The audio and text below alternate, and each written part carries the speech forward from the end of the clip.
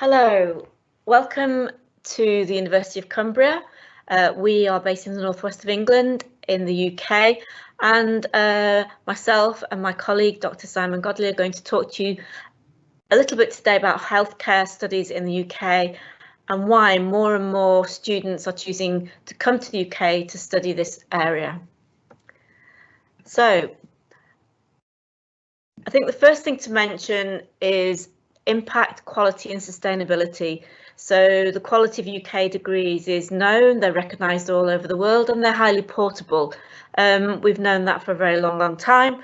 Amongst the best in the world, we have some of our institutions are very long standing and amongst the best in the world. But more recently, it's become not just about the quality of your research and the quality of your teaching, but the impact of what we do as educators.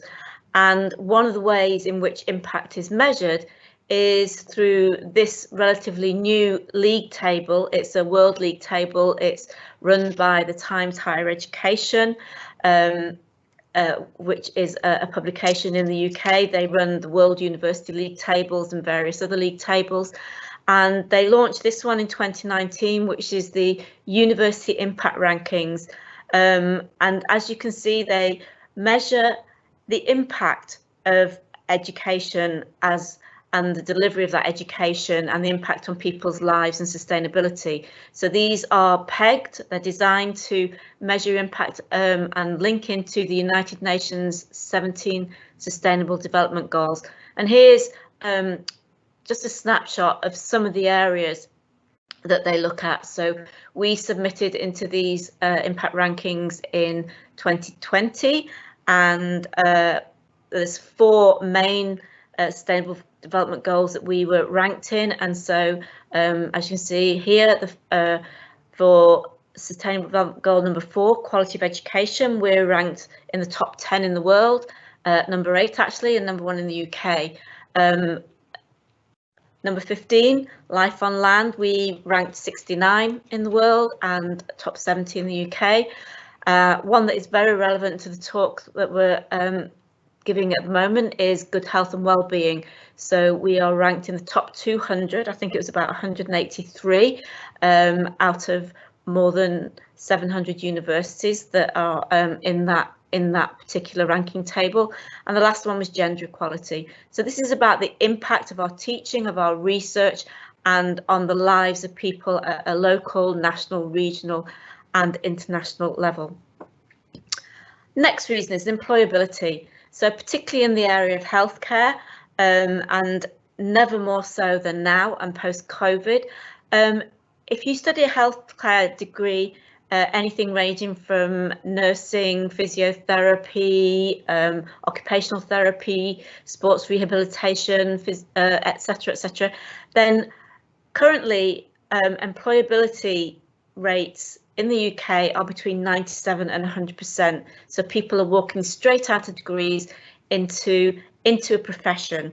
We are one of the biggest providers of healthcare in our region in the UK and England. We have excellent facilities. They are pre-registration courses, so they have full professional accreditation, and because they're very vocational and practical, you'll spend 50% of your course on placement, working alongside qualified professionals, which bolsters your resume and does lead you in 97 to 100% of cases straight into a work environment. Linked to this is the new graduate immigration route. So this is point to the new immigration scheme that was launched in the UK, or was talked about in the UK as early as March 2019. The graduate immigration route launches this summer, so in summer 2021, and it is open to students who successfully complete either a 3 or 4 year undergraduate degree or a 1 or 2 year master's degree. So you can study with us for from 1 to 4 years, and then you would automatically be eligible to apply for a post-study work visa, which lasts for 2 years, and at that point you'd be able to seek work. There is a fact sheet that is published by the Home Office, and I've put a link here which will take you through to that home sheet and more information. Number 4, I think it's to do with cutting edge health research. So the more active you are in the area of research in a specific area, an area of expertise, the more that informs the teaching, which means the better prepared and the better experience that students have. So I've just listed a couple of the areas that we're involved in, which are to do with healthcare. So this one is very pertinent on the right, which is about an effort that we were involved in with our radiographers in the Institute of Health, looking at developing support to on a worldwide scale for radiographers. This is another one here, which is which cuts across the areas of healthcare, sustainability and conservation, looking at virus protection to save monkeys. And there's lots of other examples on our website, looking at the specifically in the areas radiography, but also physiotherapy and digital healthcare. And finally, location, location, location. So what you have here is virtual tours of all our campuses. So England is, well, the UK is a small place, but you have every type of landscape and environment that you could hope for. So we have the unique beauty of the English Lake District, which is a UNESCO World Heritage Site, and then bustling cities such as London, Manchester, Birmingham and Lancaster. We have 5 campuses located in the areas that I've mentioned here. These are all virtual tours, so at your leisure you can click and have a look at those. I'm not going to play them now. Well, I'm not going to try not to play them now. What? Just a little bit about us before we look more in depth at some of the healthcare courses that we offer. We're divided into 5 institutes. My colleague Simon is from the Institute of Health, and that's the one that we're focusing on this evening. So here you can see a range of the courses that we cover. So they're very much on the courses allied to medicine, but not actually including medical studies or studying to be a GP or surgery. So everything in nursing, radiography, healthcare science, midwifery, occupational therapy. On the postgraduate side, we have a similar range of courses. Some of these are cross-disciplinary, such as environmental health and well-being, applied social science, forensic psychology, and then some of the more pure discipline programs such as physiotherapy, occupational therapy and social work.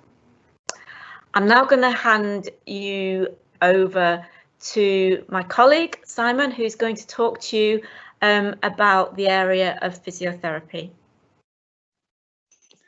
Thanks very much, Dee. That's great. Hello, everybody. So my name's Simon Godley. I'm one of the senior lecturers on the physiotherapy programs. There's obviously a few fundamental differences between the undergraduate and postgraduate programs. The BSc course obviously being 3 years in duration as opposed to the 2 years of MSc physiotherapy. What you will find between both programs is that the content for both programs is generally quite similar. However, depending upon the path that you choose to take into physiotherapy, you'll get more or less time to study each of the individual component parts. Physiotherapy as a profession generally places a really large reliance on understanding anatomy, physiology, and the assessment and understanding of different pathology that you might encounter in different patients who you see. We spend quite a lot of time studying anatomy and physiology as physiotherapists, really drilling down into the nitty-gritty of the nuts and bolts of what makes us work. And I think by doing that, we do become really quite expert in diagnosing and treating different people's conditions. Obviously, at the University of Cumbria, we've got a really innovative and exciting way of teaching physiotherapy. We use a lot of problem-based learning, so we like to try and present students with real-life scenarios so they are well prepared when they do get out into the clinical environment. They're prepared for everything that's ahead of them. We also like to use quite a lot of simulation-based learning. So simulation-based learning is where we can perhaps give students the chance to be exposed to different real-world situations, however, whilst in quite a safe environment. The benefit of that to students is obviously that they get a chance to get a taste of what the real world is like before actually is dealing with real patients. And students in the past have fed back how much they've found this type of teaching really useful and enjoyable to be part of. So physiotherapy being one of the key courses at the moment at the university, along with other health-related courses, we are still delivering a blended method of teaching. So that means that we are combining a mix of practical-based learning as well as theoretical-based teaching. Some of the core skills that you'll need to learn in physiotherapy and in health programs in general, really, some of them can't be taught online. So we at the University of Cumbria thought it was really important to retain an element of that face-to-face contact, just to ensure that students were still getting that really high quality of interaction, so nothing was being detracted from the content of the program. Obviously, while on campus, we're having to adhere to the strict COVID-19 measures, so everybody wears appropriate PPE, there's adequate social distancing, and obviously all of the hand hygiene procedures which you would expect to find in place. So everything's there on campus to make sure that you're all very, very safe while you are in our buildings and in our campuses whilst studying. With regard to international students, we have had quite a range of international students in the past in both the BSc and MSc physiotherapy programs. At the moment, we've got two gentlemen from Canada who are currently studying in the first year of the MSc program. Both of them have been really delighted, I suppose, with their experience of Cumbria so far. They've found the small group sizes really helpful. They've found the approachability of the teaching staff really good. And I think that as they're moving forward, they're both really keen to just progress their studies within Cumbria and then get ready to return, I believe, to Canada to begin their working careers as physiotherapists. The difference really with regard to the content of both programs, as I said at the start, is a time factor. So as an example of this, in the BSc undergraduate program, the students have approximately 9 months to study anatomy and physiology, whereas in the master's program, this is a condensed time frame. So actually we're only taking around about 12 weeks to cover a similar amount of content. So obviously the time pressures are a little bit greater in the MSc program. However, we do tend to find that students who access the master's program they aren't strangers to the world of higher education. They've already got undergraduate degrees and they understand how teaching works, so they can normally hit the ground much faster and cover ground a lot quicker. There is a video of one of our students, a gentleman who's currently in the second year of our program. We conducted some of these interviews with him when he was out as a student during the first wave of the COVID-19 pandemic, and in this he was quite happy to discuss his experiences, not only on the course but also of his time during being an active member of clinical staff during the first wave of treatment. So we've got that video on here just for you now that you can have a little watch of. He's got some really interesting points. Thank you.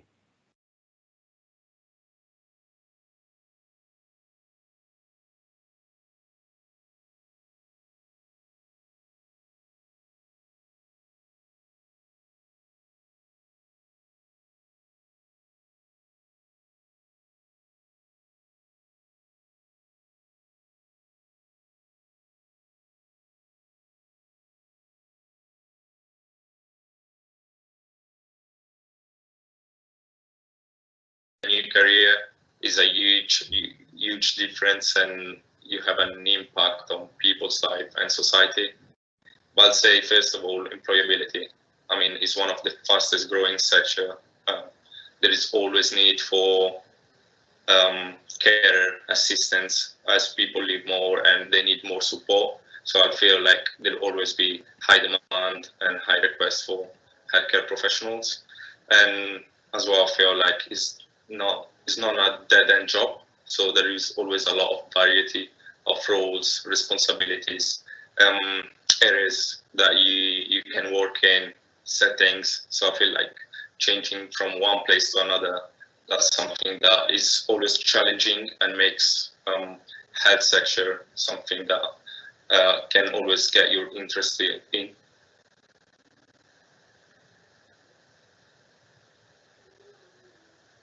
Physiotherapy is quite a broad sector. It's like it covers a lot of things, a lot of different things. People think about it in different ways. They're never sure.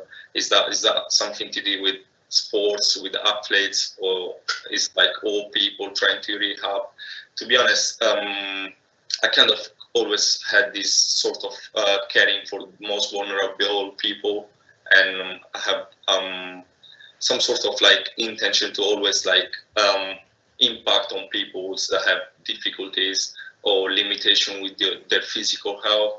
Even in my family, I've been always the one trying to like, oh, do that and do that in order to feel better or sort of relief from pain in your back or pain in your leg. Try to exercise. Me myself, I've experienced the value of physiotherapy around 5-6 years ago. I had a quite severe injury, so I went through different procedure, different rehabilitation program.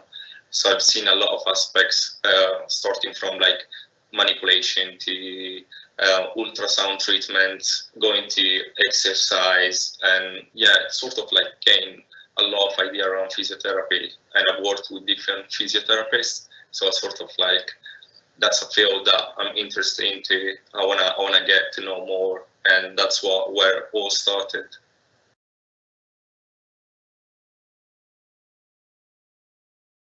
Been a game changer, to be honest. Like getting to put the academic stuff that you're learning in university, all these books, articles that you read, information that you gather from experts in the field, from lecturer and colleagues, and put them in natural settings and see how you can apply this knowledge. It's been fantastic. I'll say you get to increase your confidence, as well as like know what are you actually doing, like what is a physiotherapist, what the physiotherapy does, as well as like being in a working setting. So it's not more being in university with your mates, with your course mates and everything. It's different. It's more being responsible as well, have more confidence in what you're doing. To be honest, it's really increased my skills as well. I know that I can do more now. I know that knowing this stuff, having this knowledge and applying them in real life has made me aware of my strength, my weaknesses, where I need to improve. It's been great as well in terms of like network of people. I get to know a lot of experts, talk with a lot of different healthcare professionals with different like roles, and that's helped me to like have a more broad sort of like, I would say, understand of this field and what I can do, what I cannot do. And I had a lot of training course during placement as well, and that's been really helpful. I think like hands-on is the best thing.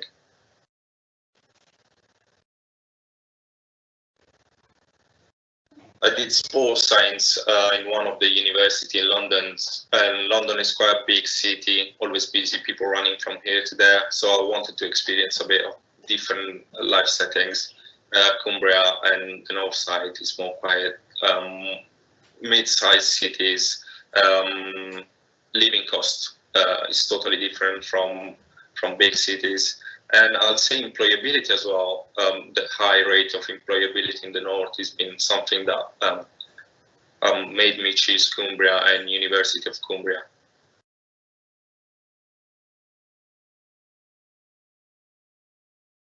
The fact that you kind of jump between academic or lectures and practical session is the best thing, because we've been having lectures in the morning, getting to know the knowledge or the things behind certain pathologies, certain aspects of the job, and going into lab and practice these things has been amazing. The fact that you can in the morning, the lecture, afternoon, or all the way around. And so, yeah, jumping from academic stuff to practical stuff has been one of the best things I've experienced so far.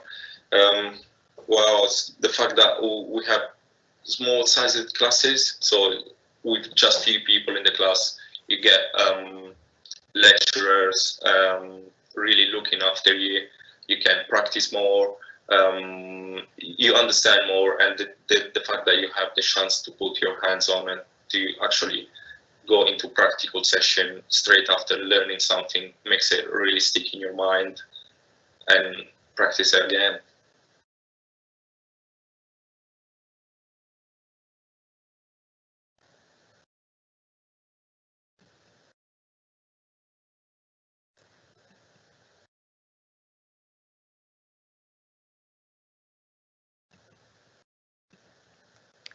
Thank you. There are a few more slides in here, but we don't have time to go into, so I'll just, in great detail, I was just going to flick through them just to show you a little bit more about us at university, and then I'll hand over back to Simon to run through questions. So this is a map of the UK, and Cumbria is a region, it's a county, and it's here where we have, as I mentioned, we have 5 campuses. So 2 are in Carlisle, which is the city furthest northwest you can go in the UK. It's just below the border with Scotland, so many of our international students take the opportunity to explore Scotland, which they can do very easily in a day on the train. Equally, we are 2.5 hours directly by train by London, about an hour from Manchester, York, Newcastle, etc. These are our entry requirements, and I'm just going to hand over to back over to Simon, really, just to talk through the sort of things that we're looking for people who come to study physiotherapy with us, and the process, which will include an interview.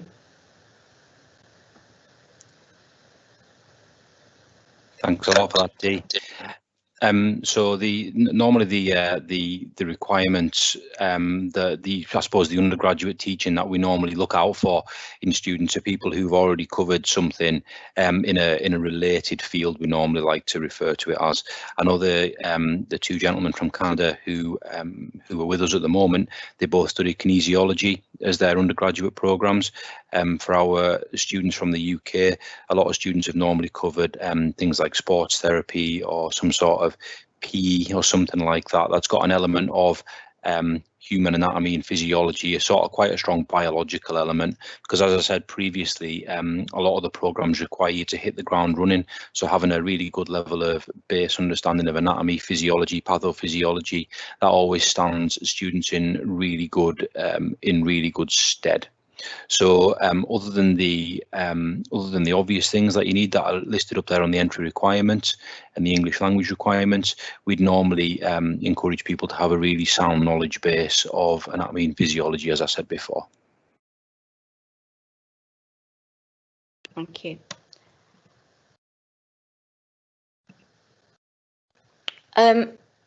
If you are interested in either finding out some more information from us or taking the plunge and applying, there's some links here which tells you how to do that. It's the same process for undergraduate and postgraduate.